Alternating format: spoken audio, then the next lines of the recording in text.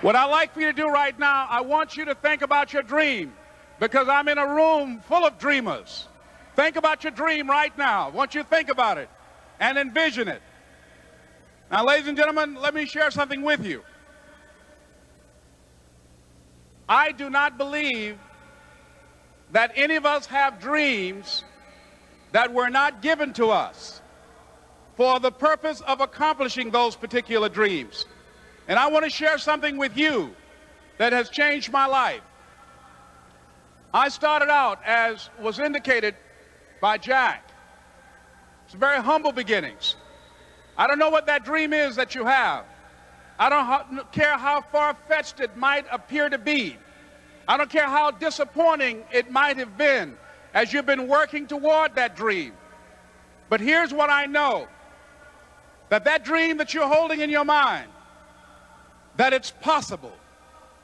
Let's say that together, please. It's possible. See, sometimes we can't say, I can do that. But what we can say, that it's possible that I can have my dream. As we run toward it, as we work on it day in and day out. No one, ladies and gentlemen, could have convinced me when I started out just over 6 years ago, working on my dream. And I want you to think about whatever your dream is, because I was willing to take a chance. And most people won't do that. Most of the people that you talk to try and bring them into the business, these are not risk takers. Most people have done all that they're ever going to do. They raise a family, they earn a living, and then they die. But people who are running toward their dreams, life has a special kind of meaning. And here's what I will share with you, that in the process of working on your dreams, you are going to incur a lot of disappointment, a lot of failure, a lot of pain, a lot of setbacks, a lot of defeats. But in the process of doing that, you will discover some things about yourself that you don't know right now. What you will realize is that you have greatness within you. What you'll realize is that you're more powerful than you can ever begin to imagine. What you will realize is that you're greater than your circumstances, that you don't have to go through life being a victim. As Jack indicated, I was born in Miami, Florida, in an area called Liberty City, in an abandoned building on a hard linoleum floor with my twin brother. We were 6 weeks of age. We were adopted. When I was in 5th grade, I was identified as EMR, labeled educable, mentally retarded, put back from the 5th grade into the 4th grade, and stayed in that category until I got out of high school. I don't have any college training, but I met a high school teacher who one day changed my life. I was waiting on another student, and when he came in, he said to me, young man, go to the board and write what I'm about to tell you. And I said, I can't do that, sir. He said, why not? I said, I'm not one of your students. He said, it doesn't matter. Follow my directions now. I said, I can't do that, sir. He said, why not? I said, because I'm educable, mentally retarded. And he came from behind his desk and he looked at me. He said, don't ever say that again. Someone's opinion of you does not have to become your reality.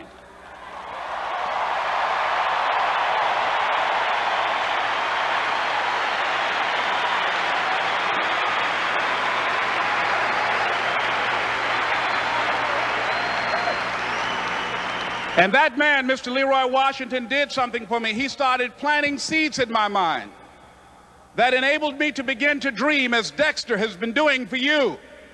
And ladies and gentlemen, I started working on my dream. And most people don't work on their dreams. Why? For many years I didn't. One is because of fear. The fear of failure. What if things don't work out? And the fear of success. What if they do and I can't handle it? The other thing is that most people, ladies and gentlemen, they get comfortable. They stop growing. They stop working on themselves. They stop stretching. They stop pushing themselves. And they end up becoming very cynical about life, and they throw in the towel on themselves and on their families and on their dreams. And the other thing is that most people don't feel worthy. What I'm doing now, I could have been doing years ago. But because I did not have a college education, because I didn't believe in myself, Because I allowed other people's opinion of me to control my destiny, I didn't act on my ideas. So I applaud you for your dreaming, for your running toward your dream. I applaud you for believing in yourself, because that's what life is about, stretching and challenging, looking for ways that you can begin to improve yourself. And ladies and gentlemen, as a result of stretching out, of acting on my dream, and I don't know what that dream is for you, I can tell you that it's possible. No one could have convinced me that after just over 6 years, I will have my own book entitled Live Your Dreams. Just over 6 years, I will have 5 specials on public television. Just over 6 years, I've done motivational speaking for AT&T, Procter & Gamble, McDonald's Corporation, Xerox, IBM. Just over 6 years. I will now have my own talk show that will premiere on Monday, Labor Day. I'm saying to you, your dream is possible. Your dream is possible. But not only is it important that you believe and begin to know that it's possible for you to live your dream as you run toward it, but I've done something that I want to share with you called Choosing Your Future. In fact, I've developed a set of tapes talking about how to begin to create your own reality by choosing your future. And not only is it important for you to know it's possible for you to choose your future, but it's necessary that you work on yourself, that you develop yourself. It's necessary that you get the energy drainers out of your life, people who don't want anything, people who are not striving, people who are not challenging themselves, people who aren't growing, people who have stopped dreaming. It's necessary that you align yourself with people and attract people into your business who are hungry, people who are unstoppable and unreasonable, people who are refusing to leave life just as it is and who want more. My mother used to say, birds of a feather flock together. If you run around with losers, you will end up a loser. It's necessary that you get the losers out of your life if you want to live your dream.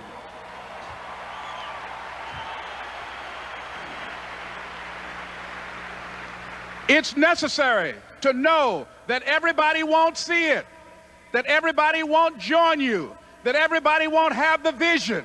It's necessary to know that a lot of people like to complain, but they don't want to do anything about their situation, that you are an uncommon breed. You know, you have to know within yourself that I can do this. Even if no one else sees it for me, I must see it for myself. That's necessary. It's also, ladies and gentlemen, necessary that you be creative when you're working on your ideas, that you understand the importance of changing up, of readjusting your strategies. Many times we can have a great idea, but if you're not advancing it in the right way and things don't happen, you become discouraged and think the idea doesn't work. No, that's not true. It's necessary that we become creative. I remember when I was in New York walking down the street, and a guy approached me and said, "Hey, mister, can I shine your shoes?" And I said, "No, I'm in a hurry. I don't have time." I kept walking. Someone else said, "Hey, man, your shoes look clutty. May I shine your shoes?" I said, "No, I don't have time. I'm sorry, I'm busy." And I was walking fast, and many people solicited me for my business. And then finally, a young man stepped in front of me, and he said, "Excuse me."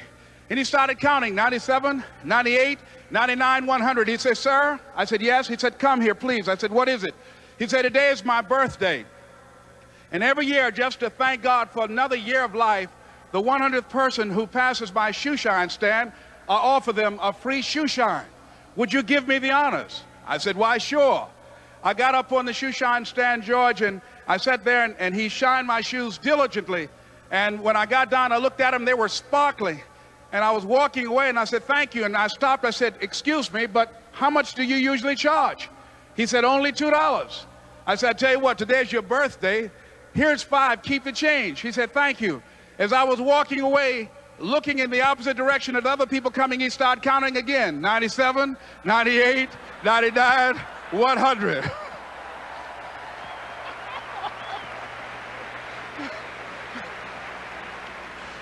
It's necessary that you be flexible, that you are always thinking of how can I improve this better. This is a customer-driven economy. It's necessary for you to always explore various ways in which you can improve the quality of service that you're providing for the people in your organization.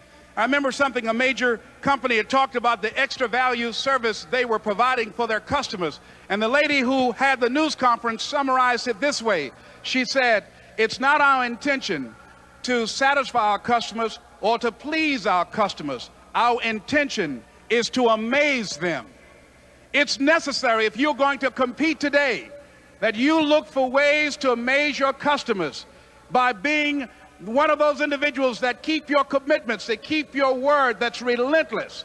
It's necessary as you work with the people that you bring into your organization, that they see that you are a good example of a person to work with, because you model integrity and determination and ambition and truth and honesty and the way in which you conduct business. The next step is, that is you. That is you. That no one can do it for you but you. And even though you face disappointments, even though you will experience some setbacks, it goes with the territory. You must understand that. I remember I was playing a game with my 9-year-old son, John Leslie, and I beat him 10 straight games in a game called Connect 4. And finally, I said, "John Leslie, I'm bored. I don't want to play you anymore." And I got up. I said, "I'm ready to go to sleep now." And repeat out to me, please. Let's say this together. It's not over until I win. John Leslie said, "No, you can't go now, Dad." I said, "Why?" He said, "It's not over until I win." That was his attitude. We sat down and we played several other games. And finally, after the 11th game, John Leslie won, and he got up and he yawned. And he said, "I'm ready to go to sleep now." And I'm saying to you, what if all of us took that attitude after we face a rejection and a no, or we have a meeting and no one shows up, or somebody say, "You can count on me," and they don't come through? What if we have that kind of attitude? The car's repossessed. Nobody believes in you. You've lost again and again and again. The lights are cut off, but you're still looking at your dream, reviewing it every day, and say to yourself, "It's not over until I win."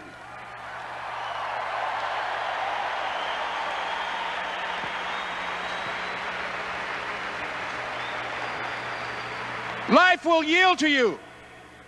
Now here's the next step. Repeat after me, please. It's possible. I can live my dream. It's necessary. I work on myself.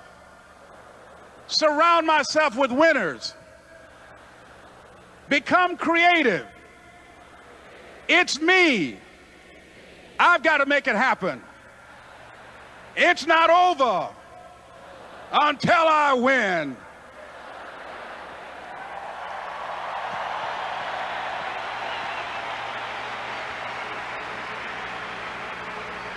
The next thing that's important to know, yes, it's possible that you can choose your future and direct the course of your life as you run toward your dream.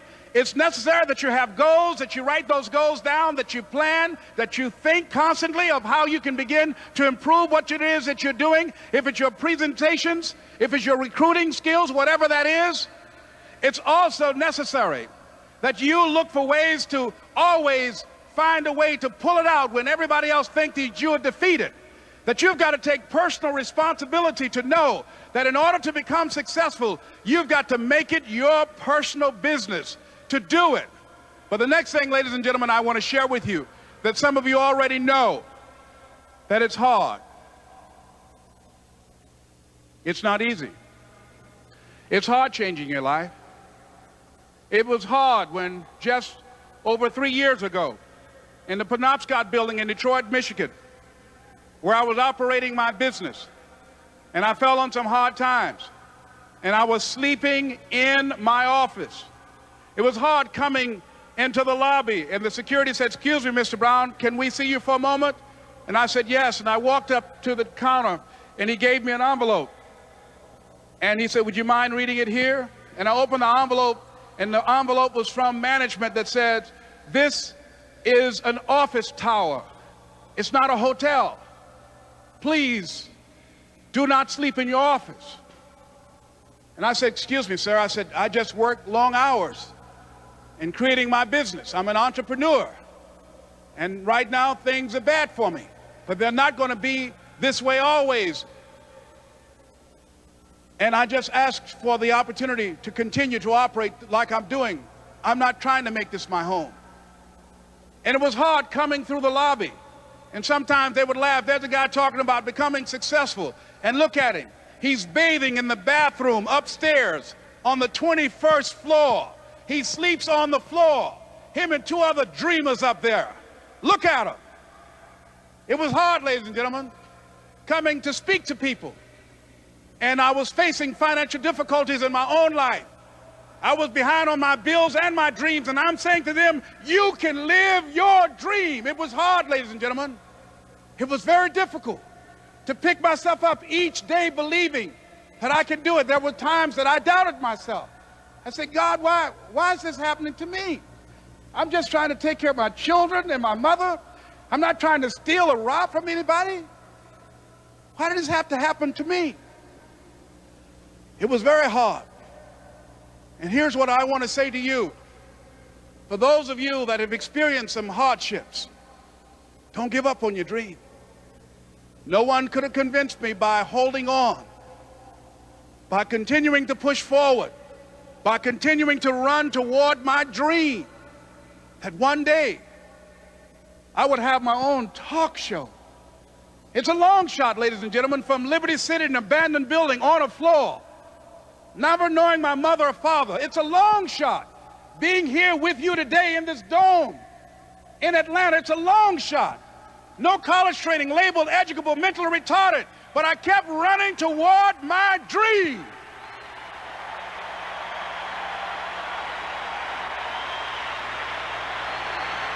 Don't stop.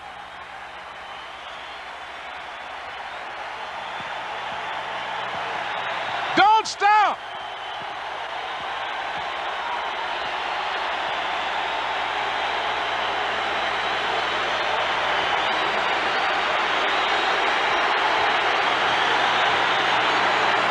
Don't stop running toward your dream.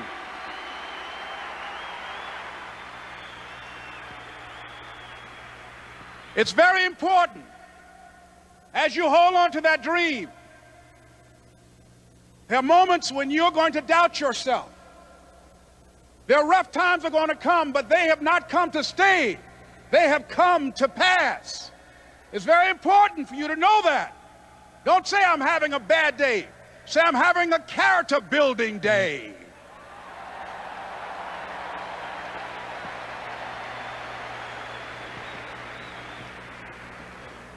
It's very important for you to believe that you are the one to make this happen. I remember this high school teacher, Mr. Leroy Washington, at the end of school one June, it was just a few days before we were supposed to leave, and I just got my report card, and it indicated that I'd failed history, and I'd failed English, and I would have to go to summer school. And I was feeling within myself that I was a failure, that I'm slower than most people in getting paperwork, and I was feeling down on myself and very negative. And Mr. Washington was giving a speech to the graduating seniors, and I was in 11th grade. And even though I wasn't supposed to be in there, I went in there because the speech he was giving, that speech was for me. And as he talked, my heart began to beat fast. Tears began to run down my eyes, and I was in the back just listening to him because he said, and he was a very dramatic man. I still talk to him to this day. He said, as graduating seniors of Booker T. Washington High School, I want you to know that you're blessed and highly favored, and that as you go toward the future, begin to know that you have greatness within you. And if just one of you here begin to envision yourselves as being blessed and highly favored to reach your goals, if just one of you capture the essence of what that means, that you have greatness within you and a responsibility to manifest that greatness, that you can make your parents proud, you can make your school proud, you can touch millions of people's lives, and the world will never be the same again because you came this way. And the students gave him a rousing standing ovation. And as he left the auditorium, I ran down the steps and I caught him in the parking lot. I said, Mr. Washington? He said, yes. I said, do you remember me, sir? He said, no. I said, my name is Leslie Brown. My mother, she works in the cafeteria here. I'm one of the twins, Leslie and Wesley. I said, Mr. Washington, but you know, I got these big dreams. You know, I like talking to people. I love people. I said, I want to work with people, and I got this dream of buying my mama a home. Could I do that, Mr. Washington? He said, it's possible, Mr. Brown. And as he walked away, I called him again. I said, Mr. Washington? He said, what do you want now? I said,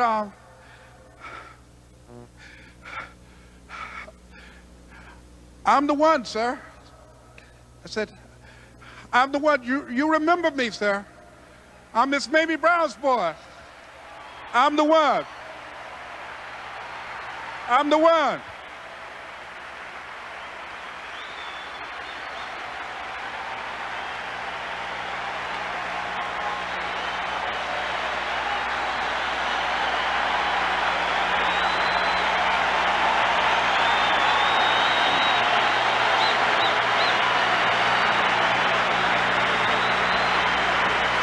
And you must feel that's why you're here, because you are the one. And I remember when PBS first played one of my specials called You Deserve, one Sunday afternoon in Miami, Florida. I had some friends call him to tell him to tune in. And he watched the program. He called me in Detroit, and I answered the phone. I said, hello. He said, may I speak to Les Brown, please? I said, who's calling? He said, you know who this is. I said, oh, Mr. Washington, it's you. He said, you were the one, weren't you? I said, yes, sir. He said, and you were so crazy. I said, I know, but I'm rich now.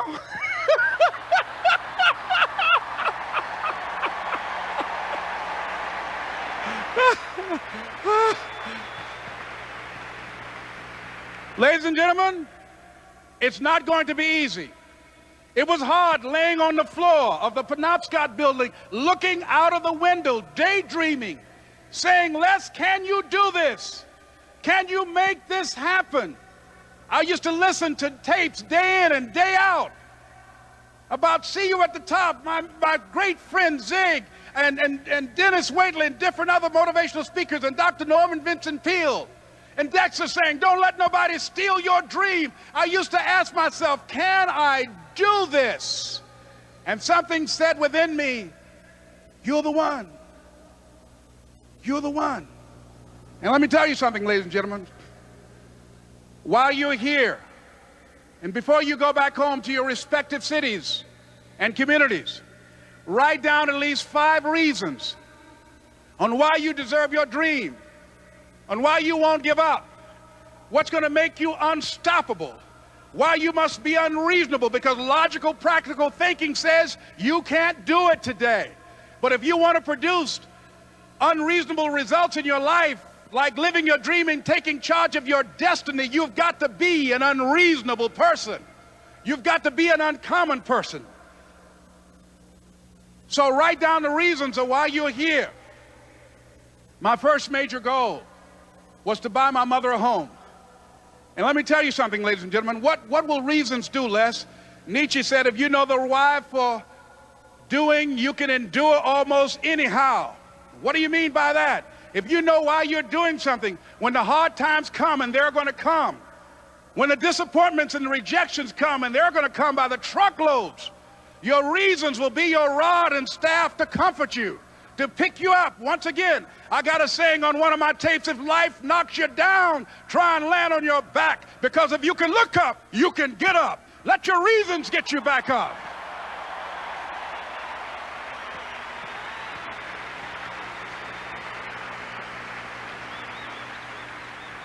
I remember when I bought the home for my mother, and she came out of the car. When I opened the door, I said, Mom, I think I know these people in this house.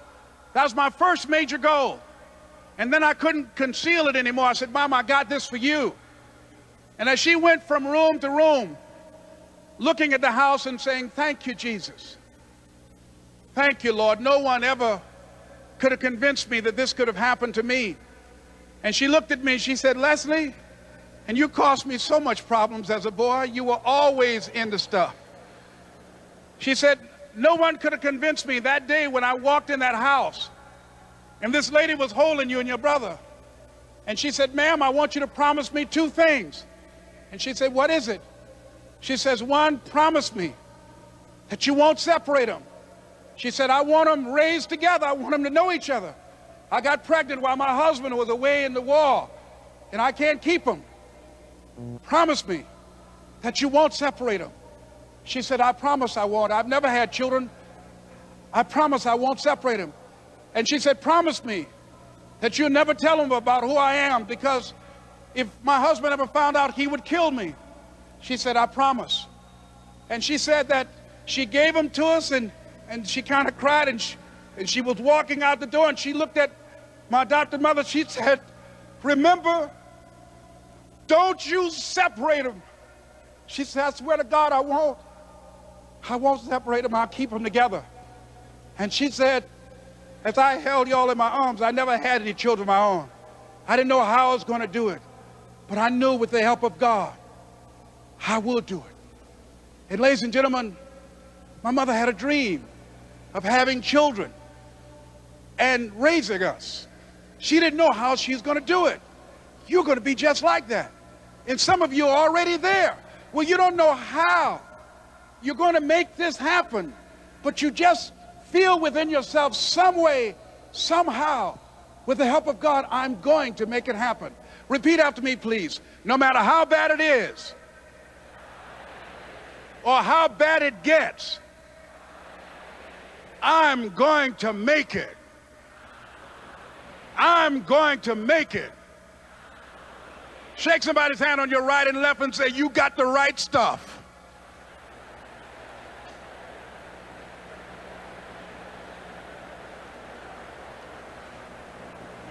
So yes, it's possible for you to live your dream. It's necessary that you associate with winners, that you work your system, that you are relentless, that you never give up. It's you. You've got to take personal responsibility. You've got to make it your personal business to make it happen. And you've got to resolve within yourself that I can do this, that it's hard, but you've got to say, I'm the one. I'm the one to make this happen. I'm the one to become successful in this business. As you work to help other people to become successful, that feeds your success. But you know it's going to be hard, but find out what will make it worth it for you.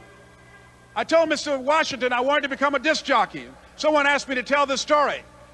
And he said, Les Brown, he said, if you want to do anything worthwhile in life, you've got to be hungry. And so I started working to develop myself. He said, I want you to practice every day being a disc jockey. I said, but I don't have any job now. He said, it doesn't matter.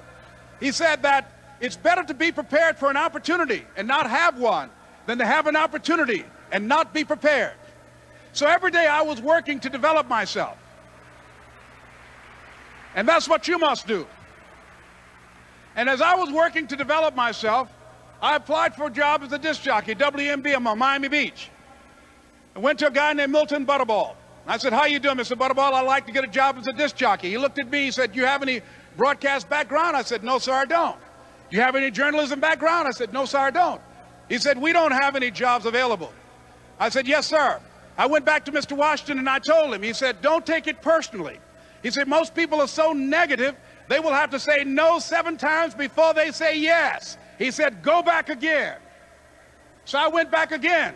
I said, how you doing, Mr. Butterball? My name is Les Brown. He said, I know what your name is. What do you want? I said, I'd like to know whether or not you have any jobs at disc jockey, sir. He said, didn't I just tell you yesterday we didn't have any jobs? I said, yes, sir, but I don't know whether or not somebody got laid off or somebody was fired, sir. He said, no one was laid off or fired. Now get on out of here. I came back the next day. Hello, Mr. Butterball, how are you? He said, fine, what do you want now? I said, I'd like to know whether or not you got any jobs, sir. Didn't I tell you the last 2 days we didn't have any jobs? I said, yes, sir, but I don't know whether or not somebody got sick or somebody died, sir. He said, no one got sick or died. Now don't come back here and throw me out again. I came back the next day like I was seeing him for the first time. I said, hello, Mr. Butterball, how are you? He looked at me with rage. He said, "Go get me some coffee." I said, "Yes, sir."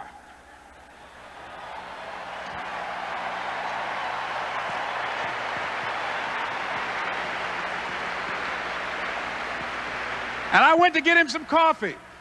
After a while, I would get their lunch and dinner, and I would go in the control rooms and take the disc jockeys their food, and I would not leave until they would ask me to leave. Then they started trusting me to pick up entertainers that came to town. Entertainers like the Four Tops and the Temptations and Diana Ross and the Supremes. I would drive them all over Miami Beach in the disc jockeys' big long Cadillacs. I didn't have any driver's license, but I was driving like I had some.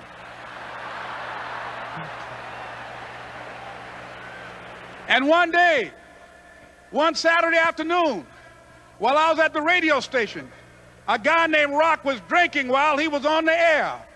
I was the only one there, looking at him through the control room windows, walking back and forth, young, ready, and hungry. I was saying, "Drink, Rock, drink. Drink, Rock." I'd have gone to get him some more if he'd asked me to. Pretty soon the phone rang, and it was the general manager. And I answered the phone. I said, "Hello?" He said, "Les, this is Mr. Klein." I said, "I know." He said, "Rock can't finish his program." I said, "I know." He said, "Would you call one of the other DJs in?" I said, "Yes, sir."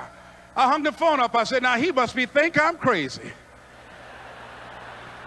I called my mom and my girlfriend, Cassandra. I said, "Y'all turn up the radio and come out on the front porch. I'm about to come on the air."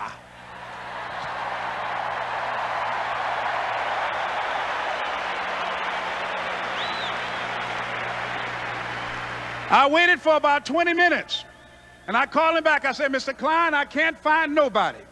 He said, "Young boy, do you know how to work the controls?" I said, "Yes, sir." He said, "Go in there and don't say nothing here." I said, "Yes, sir."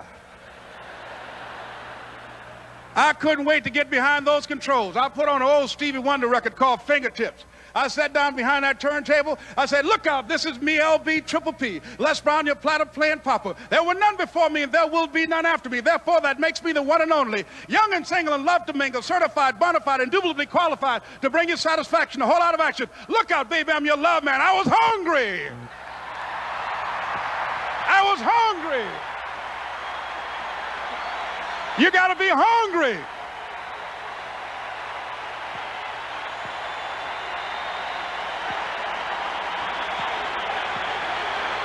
You got to be hungry.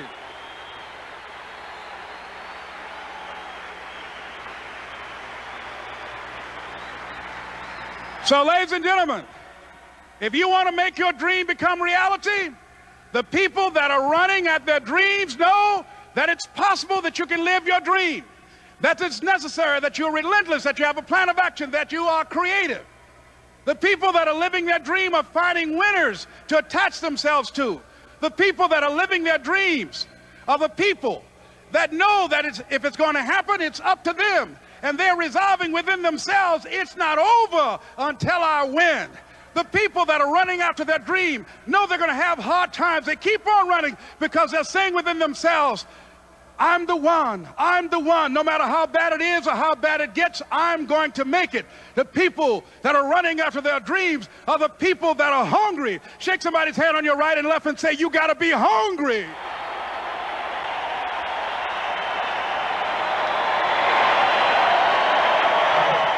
And as you run toward your dream, I want to dedicate this to you that I love very much. I want to thank Dexter and all of you. It's something that I'm known by. It's on our tapes called Choosing Your Future, and it says simply this, that if you want a thing bad enough to go out and fight for it, to work day and night for it, to give up your time, your peace, and your sleep for it, if all that you dream and scheme is about it, and life seems useless and worthless without it, and if you gladly sweat for it and fret for it and plan for it and lose all your terror of the opposition for it, and if you simply go after that thing that you want with all of your capacity, strength and sagacity, faith, hope and confidence, and stern pertinacity, if neither cold poverty, famish or gulf, sickness or pain or body and brain can keep you away from the thing that you want, if dogged and grim you besiege and beset it, with the help of God you'll get it. This is Mrs. Mamie Brown. Brown's baby boy, Leslie Calvin Brown, saying, it's been a plum-pleasing pleasure as well as a privilege. Thank you.